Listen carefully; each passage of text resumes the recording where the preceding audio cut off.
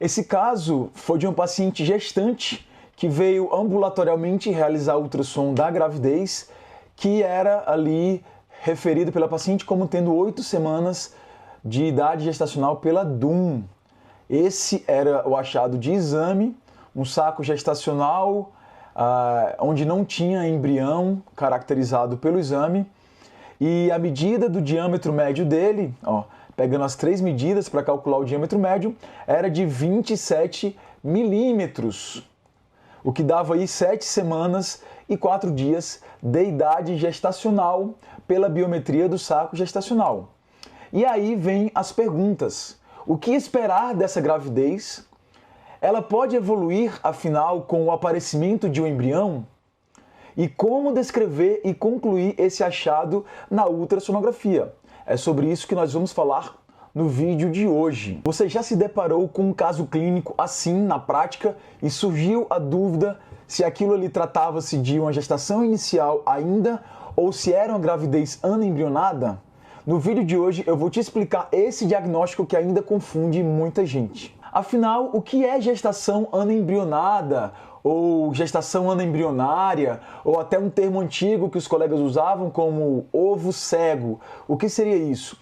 Então vejam, a gestação normal, aqui a gente tem uma ilustração demonstrando 2 tipos de gravidezes.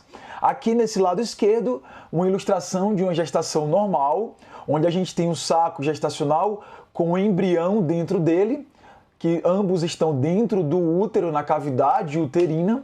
E aqui do lado direito, uma ilustração demonstrando um saco gestacional sem embrião, um saco gestacional vazio. E aí, afinal, isso é ou não é uma gestação anembrionada? Quando nós devemos chamar isso de gravidez anembrionária ou anembrionada? Percebam, por que é importante esse conhecimento? Cerca de 20%, ou seja, 1/5 dos abortos, dos abortamentos do primeiro trimestre, eles são associados a uma gestação sem embrião, uma gestação anembrionada. Então é muito importante reconhecer e saber quando nós nos deparamos com esse diagnóstico pela ultrassonografia. Quais são os critérios diagnósticos? Quando que eu valorizo esse achado? Como que eu descrevo no ultrassom? Tudo isso deve ser valorizado e conhecido pelos colegas que fazem ultrassom. E aí vamos entender um pouco da fisiopatologia. Uma dúvida comum, uma pergunta comum. Augusto, mas se não tem embrião, se não se desenvolve o embrião, por que essas pacientes têm o beta-HCG positivo? Tá? Porque, gente, o seguinte, aqui uma ilustração, tá, de uma gestação bem inicial. Esse desenho aqui da direita seria o blastocisto, que é tipo ali uma estrutura primitiva que vai entrar na formação do embrião, do saco gestacional, da placenta, tá? E esse blastocisto, essa célula primitiva que vai evoluir para uma gestação, ela tem alguns tipos celulares diferentes, tá? E um desses tipos celulares é o quê? É essa camada de células aqui interna, chamada de embrioblasto. Essa camada de células, ela se diferencia no embrião. E outra camada de células aqui, que é o sincício trofoblasto, que é exatamente aquela camada de células que vai penetrar e invadir o endométrio para formar futuramente ali a placenta. Então perceba, de onde sai o beta-HCG? Quem secreta o beta-HCG? São exatamente esses componentes celulares que formam o sincício trofoblasto, tá? Então é essa estrutura celular diferenciada que vai produzir o beta-HCG. Ou seja, mesmo que essa estrutura aqui, mesmo que o embrioblasto, que vai formar o embrião, não se desenvolva, o saco gestacional vazio, por possuir células do sincício trofoblasto, ele vai produzir beta-HCG. É por isso que essas pacientes, mesmo sem embrião, mesmo com o saco gestacional vazio, onde eu não caracterizo o embrião, o beta é positivo, porque a produção do beta-HCG ela se faz por outro tipo celular que não é o mesmo que vai entrar na formação do embrião. Compreendido? É por isso que o beta é positivo. E é assim que se forma, né? Como é que se forma, Augusto, a gestação anembrionada? Algum defeito nesse tipo celular aqui. nessas camadas celulares que vão formar o embrião, por algum motivo, essas células, mesmo que ela forme ali um primórdio do embrião, por algum motivo ela vai sofrer uma morte precoce, né? Aquele embrião bem primitivo, ali microscópico, por algum motivo ali, por alguma alteração genética, ele acaba não evoluindo, não se desenvolvendo e vai ser absorvido pelo organismo materno, fazendo com que apenas o saco gestacional, que é essa estrutura maior aqui em rosa, vai se desenvolver e vai secretar beta-HCG, certo? E se essa explicação faz sentido para você, já deixa um like aqui no vídeo, porque isso nos mostra que vale a pena trazer mais conteúdos ilustrados assim. E aí vamos ao que interessa, critérios ao ultrassom.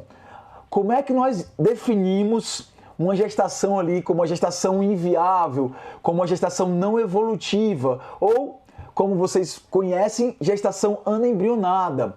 Aqui um adendo, tá? Um comentário pessoal. Eu particularmente não coloco esse termo gestação anembrionada ou anembrionária no laudo, porque eu considero um termo impopular, pouco definidor para o colega. Eu prefiro usar o termo gestação não evolutiva ou gestação inviável.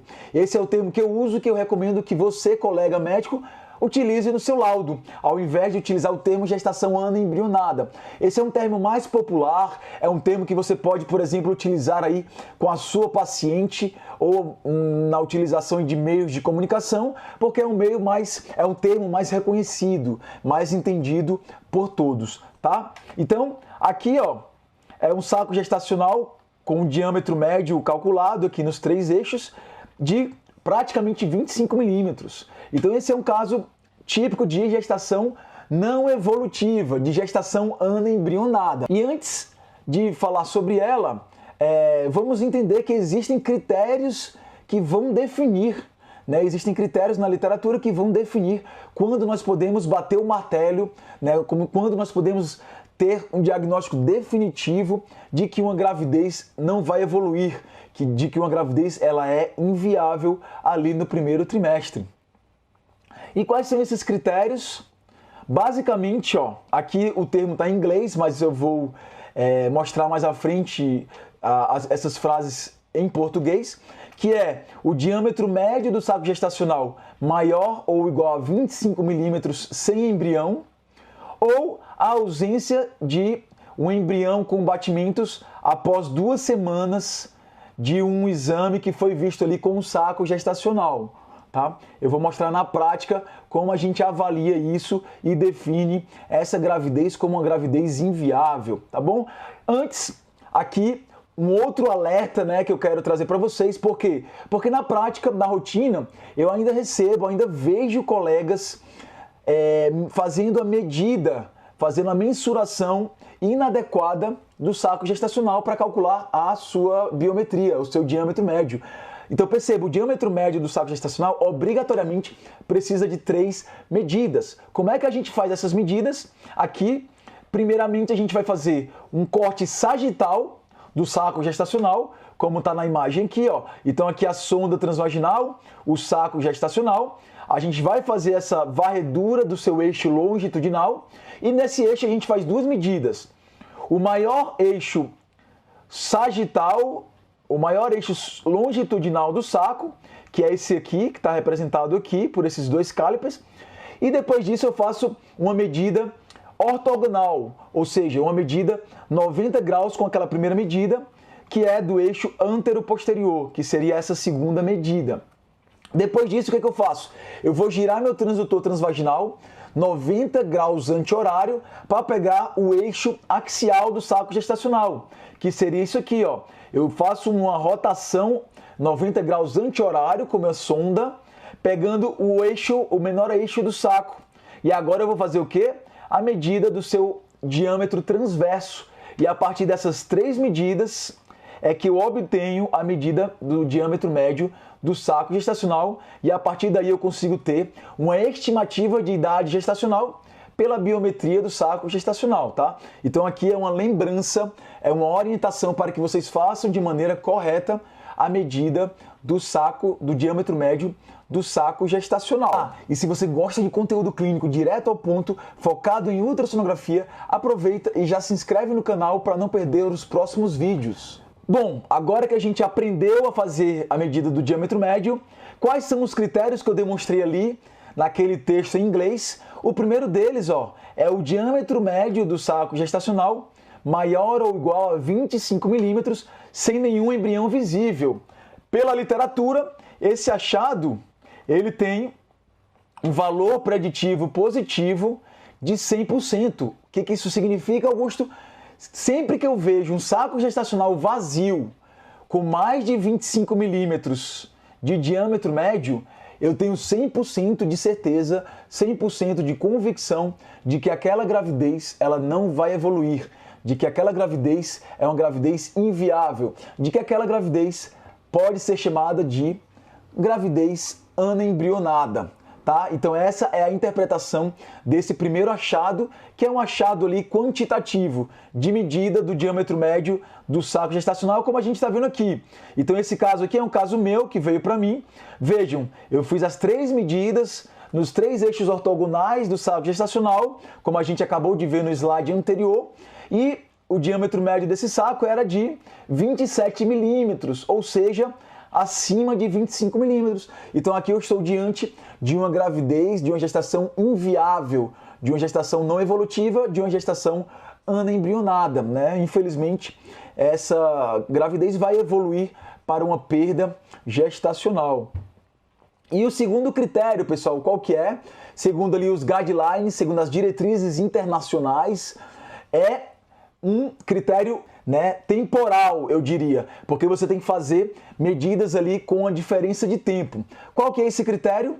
É a ausência de embrião com batimentos cardíacos depois de 2 semanas após eu ter visualizado uma imagem de saco gestacional sem vesícula. Ou seja, traduzindo, então aqui eu trouxe um exemplo prático.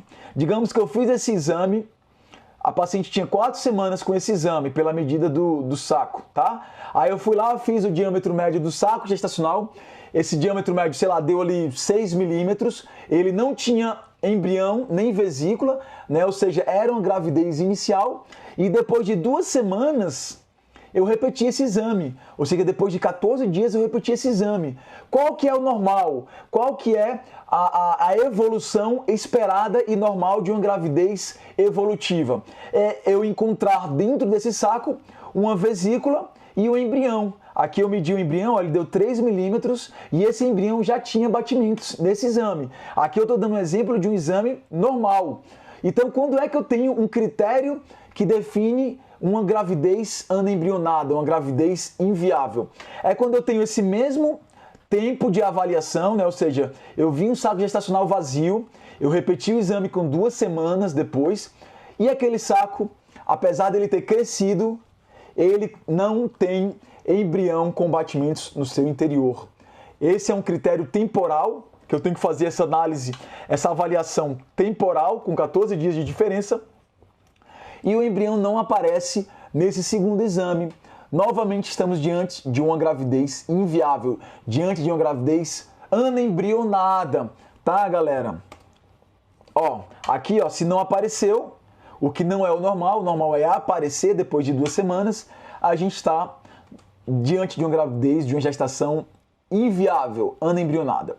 E se você tem alguma dúvida sobre o diagnóstico de gestação anembrionada, já deixa aqui nos comentários para a gente saber. Aqui eu trouxe 2 casos práticos para a gente entender, né, do que eu estou falando, né, para a gente entender como descrever e como laudar, tá? Então preste atenção aqui, você colega que quer entender como você pode descrever, como você pode sugerir um controle evolutivo.